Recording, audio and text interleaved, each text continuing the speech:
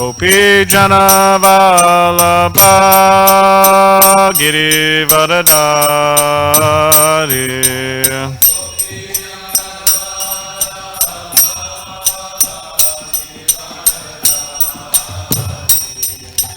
Gopi Jana Vallabha Girivaradari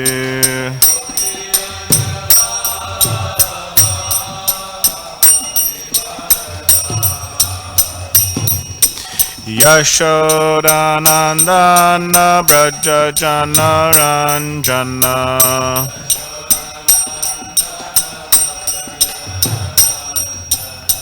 Yashodanandana Braja Jana Ranjana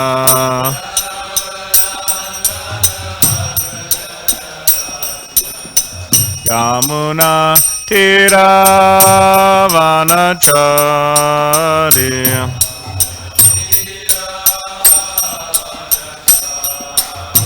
Yamuna Tiravanachari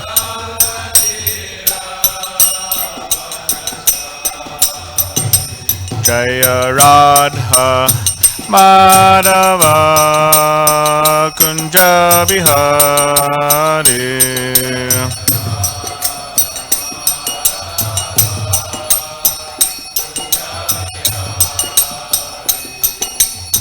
Gopi Jana Vallabha Girivaradari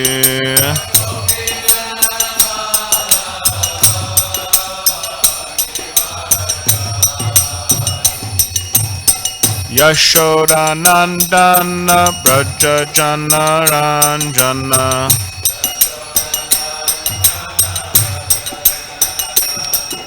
Yashodanandana Braja Jana Ranjana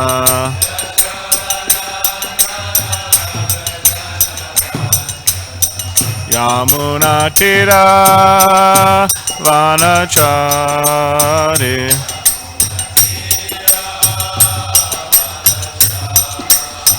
Yamuna Tira Vanachari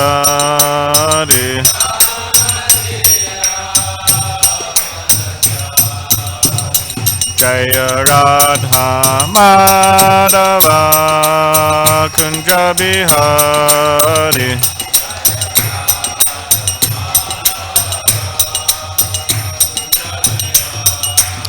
Jaya Radha Madhava Kunja Bihari Madhava Kunja Bihari Jaya Radha Madhava Kunja Bihari Madhava Kunja Bihari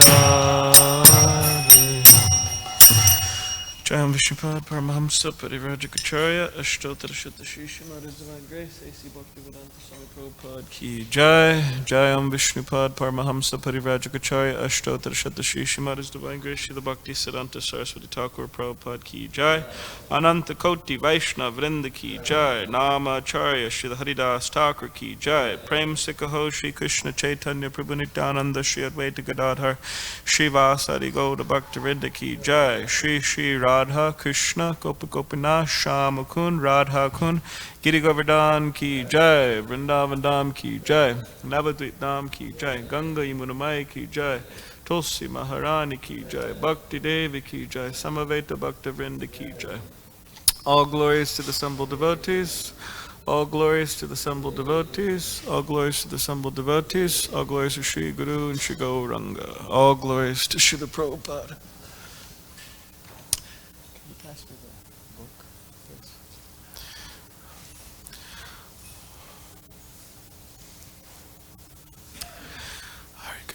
Om Namo Bhagavate Vasudevaya.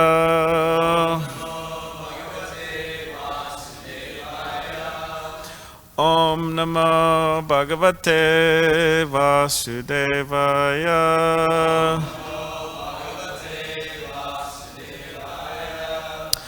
Om Namo Bhagavate Vasudevaya.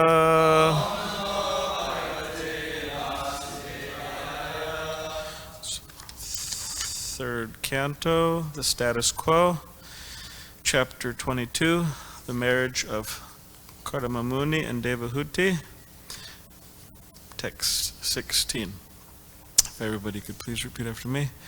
Kamaha sa bhuyan nadadeva te syaha putraha samamnaya vidau pratitaha ka eva te tanayam nadriyeta swayaiva kantya chipatim iva shriyam kama subhuyan naradevatesya putra samamnaya vida pratitaha ka eva te tanayam naradriyeta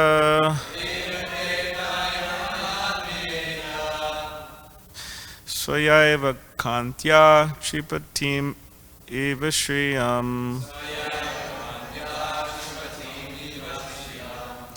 kama sabhuyan naradevatesya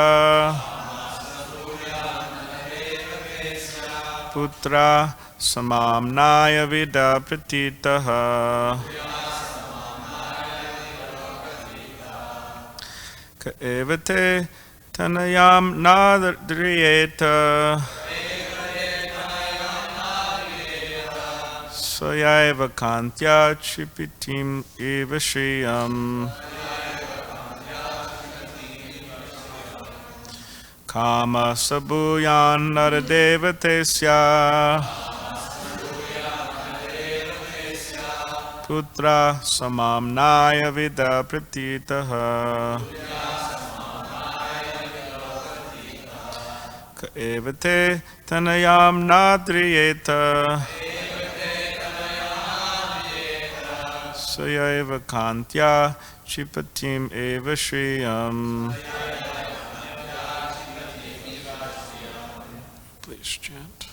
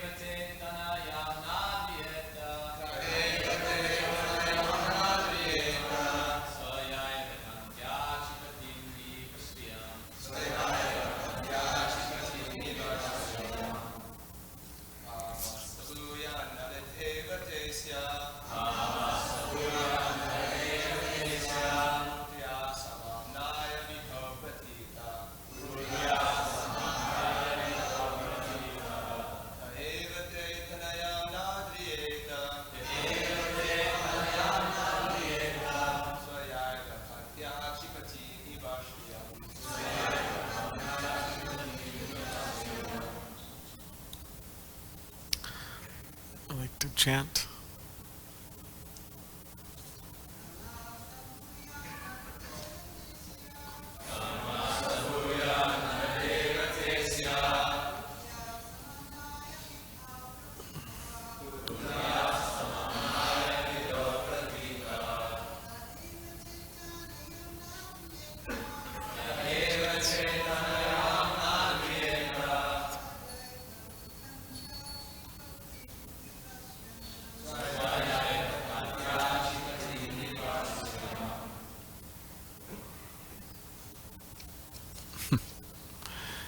All right. All right. Kamaha, desire. Saha, that. Bhuyat, let it be fulfilled. Naradeva, O king. Te, your. Asyaha, this. Putraha, of the daughter. Samamnaya, vidau, in the process of the Vedic scriptures. Patitaha, recognized. Kaha, who. Eva, in fact. Te, your. Tanayam, daughter. Na adriyeta, would not adore. Svaya, by her own. Eva, alone. Kantya, bodily luster. Shipatim, excelling. Eva, as if. Shriyam, ornaments. Translation and purport by His Divine Grace, A.C. Bhaktivedanta Swami Prabhupada. Let your daughter's desire for marriage, which is recognized in the Vedic scriptures, be fulfilled. Who would not accept her hand? She is so beautiful that by her bodily luster alone she excels the beauty of her ornaments. Purport. Kardama Muni wanted to marry Devahuti in the recognized manner of marriage prescribed in the scriptures. As stated in the Vedic scriptures, the first class process is to call the bridegroom to the home of the bride and hand her to him in charity with a dowry of necessary ornaments, gold, furniture, and other household paraphernalia. This form of marriage is prevalent among higher class Hindus even today, and is declared in the Shastras to confer great religious merit on the bride's father. To give a daughter in charity to a suitable son-in-law is considered to be one of the pious activities of a householder.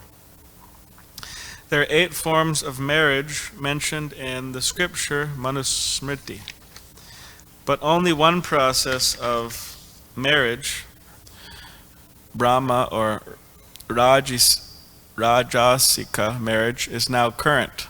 Other kinds of marriage, by love, by exchange of garlands, or by kidnapping the bride, are now forbidden in this Kali age. Formerly, Kshatriyas would, at their pleasure, kidnap a princess from another royal house, and there would be a fight between the Kshatriya and the girl's family. Then, if the kidnapper was the winner, the girl would be offered to him for marriage. Even Krishna married Rukmini by that process, and some of his sons and grandsons also married by kidnapping. Krishna's grandsons kidnapped Duryodhana's daughter, which caused a fight between the Kuru and Yadu families. Afterward, an adjustment was made by the elderly members of the Kuru family. Such marriages were current in bygone ages, but at the present moment they are impossible because the strict principles of Kshatriya life have practically been abolished. Since India has become dependent on foreign countries, the particular influences of her social orders have been lost. Now, according to the scriptures, everyone is a Shudra. The so-called Brahmins, Kshatriyas, and Vaishyas have forgotten their traditional activities, and in the absence of these activities, they're called Shudras. It is said in the scriptures, Kalau Shudra Sambhavaha. In the age of Kali, everyone will be like Shudras. The traditional social customs are not followed in this age, although formerly they were followed strictly.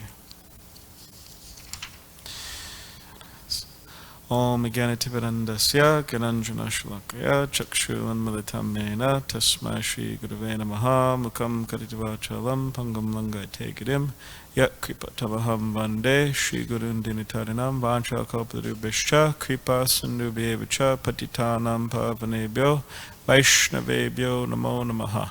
Jai Shri Krishna Chaitanya Prabhu Nityananda Shri Advaita Gadadhar Shivasari Gaura Bhaktivinoda.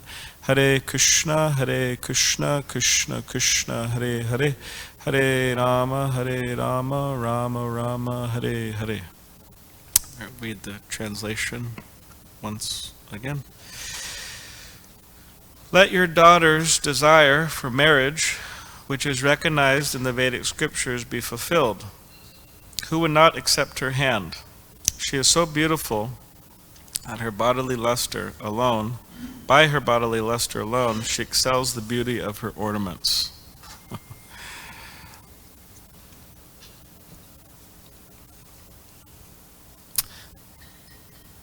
So this particular chapter that has been being discussed here in New Dwarka, it's talking a lot about marriage, which is a popular topic amongst people in general. Amongst the devotee population, it's a popular topic. Amongst the, you could say, population in general, it's a popular topic. I mean, nowadays also, sometimes people are wondering what's the use of marriage. As Srila Prabhupada would quote, he would say, if milk is available in the market, what's the use of keeping a cow? Anyways, as Prabhupada would say. So people think, what's the use of getting married?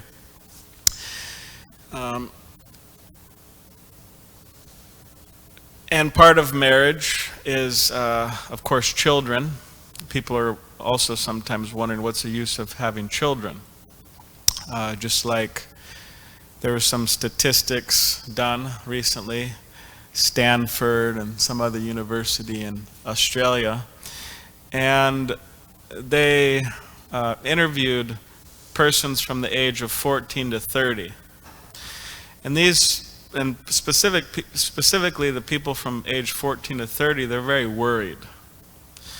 I think there was something like 51% of them feel that humanity is doomed with all of the different problems going on. You have the economic crisis, you have environmental crisis, what other ones? Political crisis. They call this polycrisis, right? They're intertwining. So people are wondering, what's the use of having children? Why would I bring children into such a world? Which is interesting because it's natural. It's a natural human tendency to have children. And you could say it's a natural pleasure that people usually go after. And even such a natural thing, they're thinking, well, I don't even know if I should go for this. You know, people between 14 and 30. So, yeah. And about this idea of marriage being natural, it is natural. Many people do get married, devotees, non-devotees alike.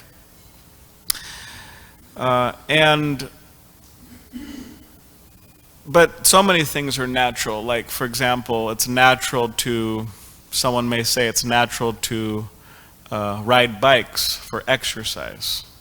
Or of course it's natural to eat. Everybody eats every day, right?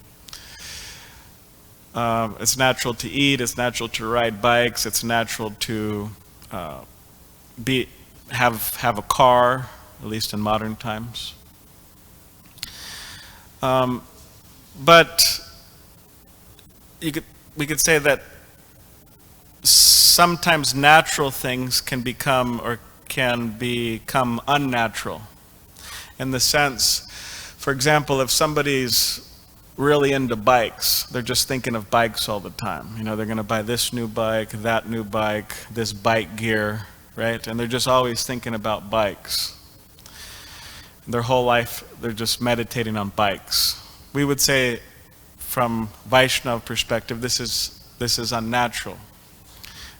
What about Krishna? What about God? Right? Or if somebody is thinking of food all the time, just like eating all the time, right? I don't know, maybe devotees, prasadam, right? But if they're always thinking about that, if they're always meditating on that, there's a point where it becomes too much. So similarly, with family life, it's a similar principle. I mean, we could also say this for the life of a renunciate, brahmachari or sannyasi. These orders are natural, to be a brahmachari, to be a grihastha, but they are meant to be platforms in which one works on being Krishna conscious, which is the main point, the main goal in life. Just like His Holiness Giraj Swami, he quotes some marriage expert. I'm not sure who it is, but anyways, what the quote is that one should not get married to become happy, right? But one should get married to be more properly situated, in which they could practice Krishna consciousness, more peaceful, and then, focus on the main point of Krishna consciousness.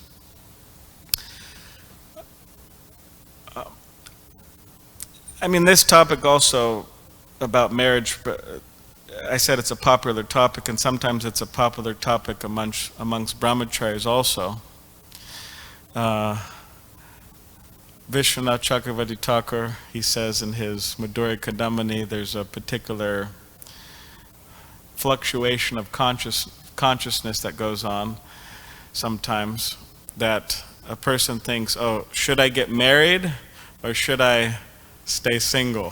So it's a kind of a fluctuating thing.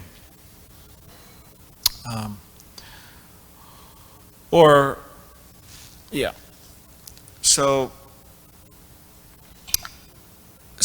the idea is that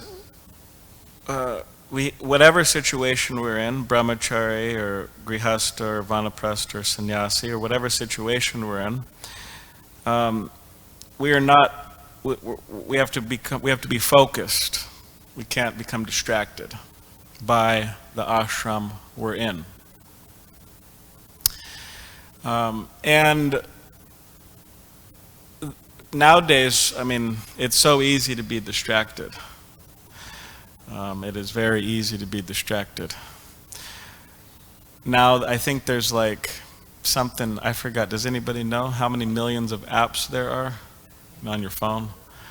I think there's like 7 million apps or something like that. And they're increasing every day because people are interested in creating apps, because if they create an app and it's successful, they make money. So it's a topic of interest. But the app world, I mean, you could get lost in one app your whole life, actually. Just completely lose focus. And there's so many apps. And even traditionally you have, like in Bharat Maharaj's time, it's described in the 5th canto. It's described in the 5th canto how Bharat Maharaj, he became distracted. He was a great devotee. I mean, he's on the level of bhava. It's a very high level, actually. It's a really high level of Krishna consciousness. And he renounced his family. I mean, that's a difficult thing to do. Renounce your family, and it wasn't that he just left an apartment and a couple cars and a job or something. I mean, he left the whole kingdom. I mean, he was the ruler of a whole kingdom, and he just left. And he went to the forest, and he was meditating there. And as we know, what was it, tiger? Lion or tiger? Amoghalila's saying lion, okay. And there was a doe, she was there, and the tiger and the lion chased after this doe, and she died in the process, and she gave birth. So Bharat Maharaj, he was taking care of this deer, and he started becoming distracted in his spiritual life. He was chanting, he was meditating, but simultaneously he had this cute deer there, and he was spending a lot of time with this deer, feeding, taking care, maybe, I don't know, whatever he was doing. And he became so absorbed in this and his pet deer that he just completely forgot. He started slacking in his spiritual practices, and he completely forgot. And the time of death was coming, and instead of thinking of Krishna, he thought of this deer. And then in his next birth, he became a deer. And interesting enough is that he remembered it. He remembered his past life. So in the form of a deer, he was remembering his mistakes. He wasn't associating with the other deer. He was spending time by the ashram, listening to kirtan classes and so on. And then, of course, next life he became Jad Bharat and then became liberated. But it's brought up that if Bharat Maharaj, if there were some devotees in his association, even one devotee, they would go up to him and say, Prabhu, you're becoming distracted. You're spending too much time with this deer. In other words, they would have helped him, but he was by himself. So it's very important that we always remember this point, that we can't be successful alone. The only way we could be successful is if we very closely associate with the devotees. And therefore the Sankirtan movement, Sankirtan means we're all together. We're chanting and dancing together. We're glorifying together. And devotees, they find great satisfaction in this. Right? Krishna says in the Bhagavad Gita, Matchita magata prana bodhyantas paraspatam katyantas chamam nitya tushanti cha ramanti cha, that the devotees, they're always getting together and glorifying me, discussing me. In this way, they're enlightening each other in Krishna consciousness. And later in the 11th canto, it says that by associating with the devotees, closely associating with a loving relationship, one is able to give up sense gratification. Give up means unnecessarily striving for the satisfaction of the senses, which is you could say, the principle that keeps us rooted in the material world, material existence. So yeah, dadati pritigrinnati guyamaikati prichati bhunkte bojayate chaiva shadvidim priti lakshanam. So these 6 loving exchanges that Rupa Goswami is mentioning in the Nectar of Instruction, to give gifts, to accept gifts, to inquire confidentially, to reveal one's mind in confidence. And that doesn't just mean talking about like issues or problems. It means to try to speak about the philosophy, speak about Krishna, try to develop a deeper understanding of things. And to give prasadam and accept prasadam. These are the 6 loving exchanges shared between one devotee and another. So to engage in these exchanges is of the utmost importance. And when Rupa Goswami mentions these things, he's not mentioning it in a joking way, Rupa Goswami is not a joker. He's our acharya. So it's a very serious instruction, because it may seem like a light instruction or like a cute instruction or something like that. Oh, you give prasadam, you accept prasadam, you reveal your mind, you give gifts. But it's a serious thing in the sense that we have to do it regularly if we want to be successful. And of course, it's important to try to serve the devotees in a way that is pleasing to them, to give them the best. Just like I remember there was one brahmachari in San Diego. He's not there anymore, but he's still a devotee, doing well. But when he was younger, brahmachari, he joined there, and I remember one time we were in the ashram together, and then he said, "Do you want this apple?" And then I said, I said, "Do you like apples?" And he said, "No." And then I looked at the apple, and it was pretty old. And I said, "How old is this apple?" And he said, "It's like something like 2 weeks or something like that." And I said, "Okay." And then I said, "Well, where did you get this apple?"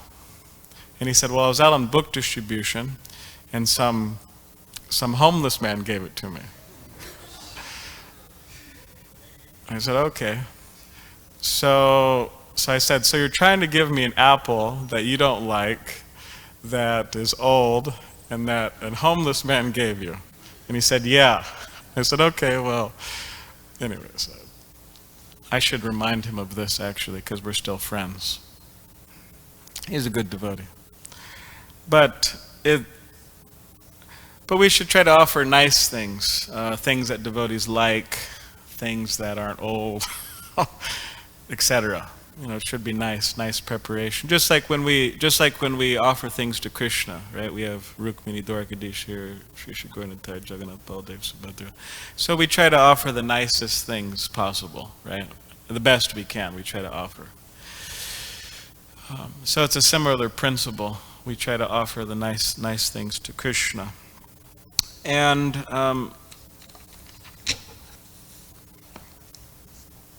so we cannot become distracted, whether brahmachari or griha. And every ashram, you could say, has its distracting potentials.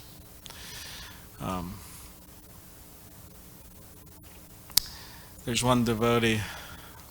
Where is it? He visited here before. He does dramas. Yeah, Parivida Prabhu. Very animated devotee. And he does very clever dramas. I like them actually very much. But anyways, if you look him up online, Parivida Prabhu, he does a very short video. Anyways, he does a short video, kind of mocking, in a sense, brahmacharis. But anyways, I think it's very intelligently done. He also does it for sannyasa ashram also. But I also think it's very clever and intelligent and instructive actually. But anyways, we won't go into the details of that if you want to look it up later. But he's talking about, you could say, the distractive nature of these particular ashrams. Anyways, we won't go into it. So the idea is that we have to keep Krishna in the center, and that's the challenge. We could say keep Rukmini Dwarkadish in the center. That's the challenge. They're the center of all activities. Here in New Dwarka we have Rukmini Dwarkadish, and of course Jagannath, Baldev, Subhadra, Sri Sri Gauranatai, Srila Prabhupada. So they're the center all the activities here, and their appearance is what makes New Dwarka. What makes a Dham, what makes a holy place, is the appearance of Krishna. It's the appearance of devotees. It's the devotional activities that are going on. This is what makes a holy place a holy place. So then the question is, well, how do we keep Krishna in the center? Rupa Goswami, he mentions there's 5 most potent forms of devotional service: to reside in a holy place. So we're doing that, right? We're here, New Dwarka, holy place. To chant the holy names. To hear the Srimad Bhagavatam. To worship the deity and associate with devotees. These are the 5 most potent forms of devotional service.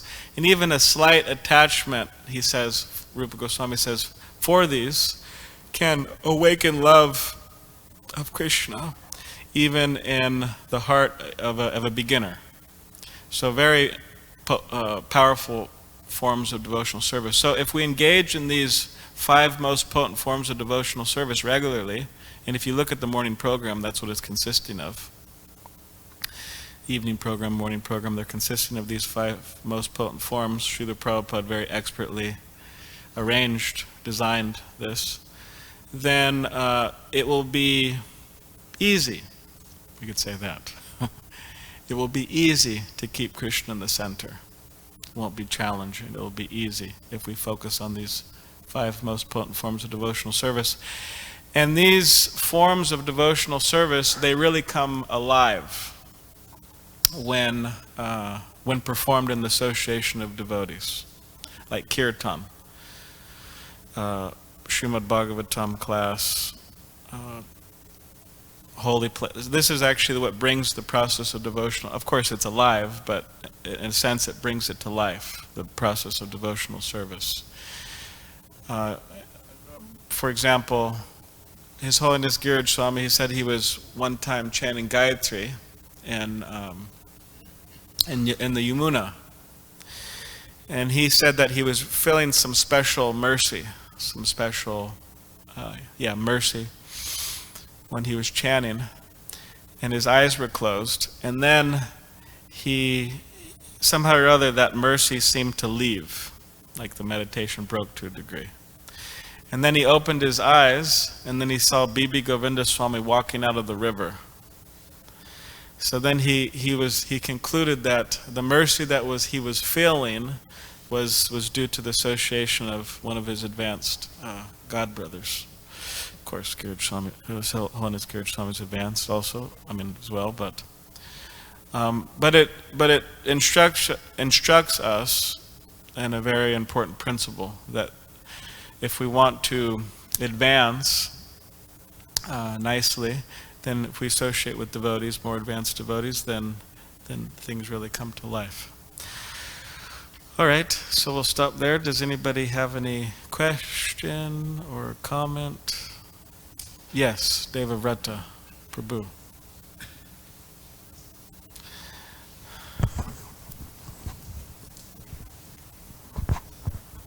Hare Krishna, Prabhu. Hare Krishna.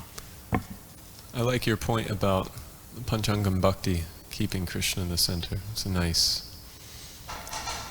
In ISKCON we have all those activities available until about 9 o'clock in the morning.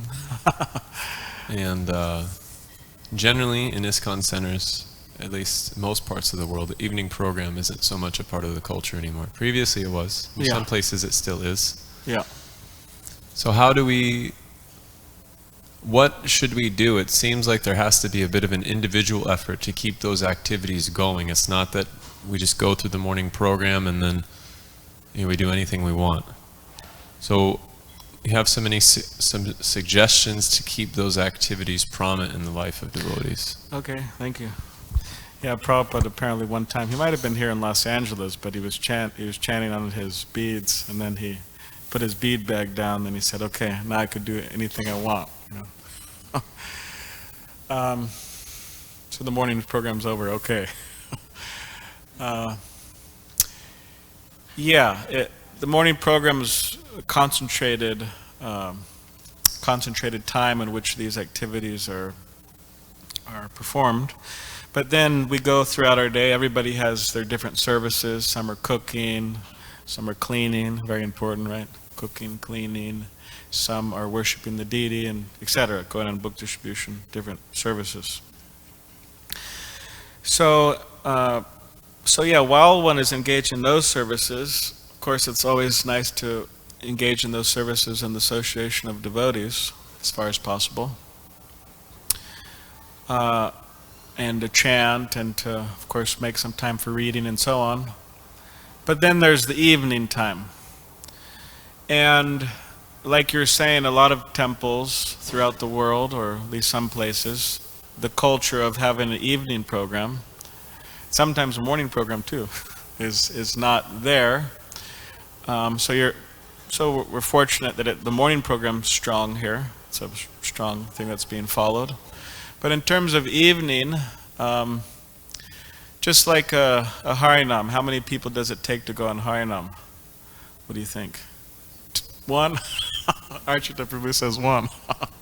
Yeah, it depends who you are. Bhakti Avatar Prabhu, he'll go out one man Harinam. Or our friend, Madhava Mahotsava, yeah. So one man, or generally we say something like two, right? At least. So, I mean, even if it's a small group, that's the thing. Sometimes people, they want to give up just because it's so small. They're just like, all right, let's just give up. It's just so small. What's the use? But actually, that's how things start. Srila Prabhupada came, and he came to America, and there were no other devotees, but he created devotees, and from a small storefront, it expanded so much. So similarly, like for example, in the evening, if there's an evening program, some may say, oh, well, there's not so many people, so let's just stop it, or let's just give up. But it has to start somewhere. Like Madhava Prabhu, the famous singer, ISKCON Kirtan leader. He was leading Kirtan, I believe, in London, Bhaktivedanta Manor, and it was before the Sunday feast, and no one was showing up. This was many, many years ago. No one was showing up. It was just practically him, maybe one other person. But then gradually it picked up, and there was a big crowd there over time.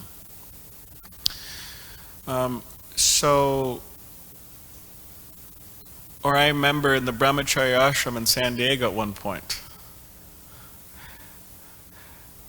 I joined when I was 18 years old. Came when I was 17, and I'm 35. But I remember, in the Brahmacharya ashram, there's like fluctuations. I mean, a lot of people, not a lot of people. So one time, I remember I was sitting there after book distribution, having my dinner, prasadam, and I was thinking to myself, I was there by myself, and I was thinking, because a lot of devotees left, maybe because I joined now. A big group of devotees left, actually. Madhu Mangal, everyone maybe remember him, and Raj Basi, and some other brahmacharis, Giriraj Gopal, Tota Gopinath. They all left, and it was just our Mahat Tattva Prabhu, Ananda Tirtha Maharaj now, and myself, and I think another bhakta. And I was thinking it'd be really nice if there was someone here I could take dinner with. I was just sitting by myself as bhakta. But gradually, I kept going, and we kept going, and then one person, two persons, and it built up. So that's one thing to consider, that we can try to start something, and then it will build up. Otherwise, I mean, there's also principle of one's own program. One could do their own evening program of reading or chanting or whatever, or get together with one other devotee in the ashram. And what do you think? I think Archita Prabhu has some. So Archita, and then Prabhu, and then. Thank you, Balarama Prabhu. I didn't see you at greeting, so I was a little worried that you weren't going to make it for class. But yeah, sorry. Thank you for making that drive and being on time. Yeah, we were driving here, and we made it, luckily, yeah. As far as the evening program goes, yes, I personally experienced the height, in my opinion anyway, back in the mid-70s here in New Dorka. It was, everybody had to be back in time for Sundar Arti. You had to be here, take a shower after your full day of service, put on, fresh cloth and tilak and come and we were wild. We were just jumping and running all over this very temple room. So, but then, like you said, gradually things changed. Yeah. In those days, we were mostly monastic order, movement. So there were more than 100 brahmacharis sleeping upstairs where the gift shop is now. So, we had the numbers. There was no question. And you had to participate. It was a culture. You just plugged right into it. Yeah. Now that's not so much the case. We're not so monastic anymore in terms of those who are living in the community. We have probably here, a lot more grihastas than brahmacharis. Yeah. And they have their responsibilities during the daytime. My point is that here in New York, it seems that we've shifted from the Sundar Arti to the Shaina Arti, the last Arti. A lot of devotees come at 8 o'clock. So maybe we make that the next big thing. Because our culture then was, you come at 6:30, chant and dance, Bhagavad Gita class, and after class, hot milk and cookies and Krishna book. That was the culture. Yeah. Now it's been shifted from 6:30 to 8 o'clock. So maybe we work on that. Okay, if it's more convenient for more devotees to come in together and chant in the evening at 8, then let's keep that going. Let's get that going, and then maybe we'll trickle back to 6:30. Yeah. But at least those who are living in the ashram, there's no excuse. You should come at 6:30. Ki bajayo! There's nothing more thrilling than chanting that song together. Ki bajayo.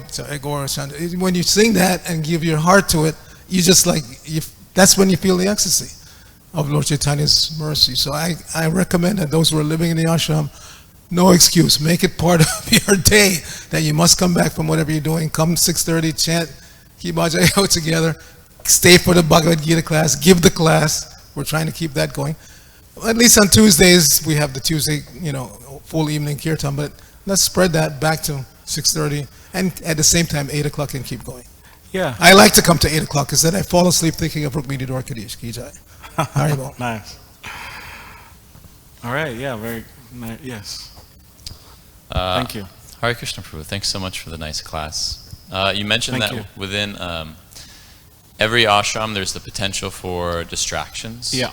So for my own benefit, could you describe what maybe some of the common distractions or attachments, as you also mentioned King Bharat, that might be in the blind spot of someone in the brahmachari ashram? So some distractions in the brahmachari ashram, you're saying? Yeah, distractions or attachments. Or attachments, okay. All right. Well, there's a number of things. There's a number of things. We might have a brahmachari class later. That's what David Rata Prabhu was mentioning. He wanted to have a brahmachari class, so that'd be a good topic. What was that? Yes, that's true. Rupa Goswami Atyahara Priyasascha Prajalpa Niyamagraha, right? Janasanga, so Laulam Cha Shadbir Bhakti Vinashyati. So there's over collecting, overeating, going for things that are material things that are hard to obtain. I was thinking that, see, in some, like in general grihastha ashram, the amount of energy you have to put out, like you can't fail in that. For example, you're working from a 9 to 5 job. You have to go. You have to show up. You have to sacrifice your time and your energy. Generally, this is how to provide for your family, right, and for your house. Now, as a brahmachari, one, of course, has duties they have to do, but in some ways, how much they give themselves to others, to helping others, how much they give themselves to certain ideas like that, it could be seen as their choice. In other words, they could retain some selfishness. In some ways, more easier. Like, you have children, for example, as a grihastha, you can't neglect them. I mean, okay, you can, but it's it's not good, not recommended, not a authentic process. But with the brahmachari, it's like, and as a brahmachari, you could kind of step back, and kind of retain some selfishness. So that's one thing. Of course, pride, right?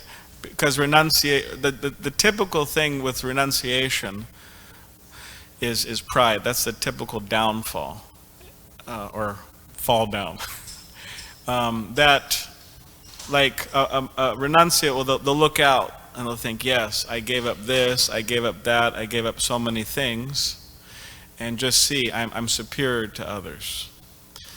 But just because brahmachari sleeps on the floor, and grihastha, whatever, sleeps in a bed maybe, or whatever, or they may seem to have more of an opulent lifestyle, does not necessarily mean that they're more Krishna conscious or better devotees. Just like Ambarish Maharaj, he had a lot, right, in the Bhagavatam. So anyways, that's a typical one as well. So, but we could talk about that more.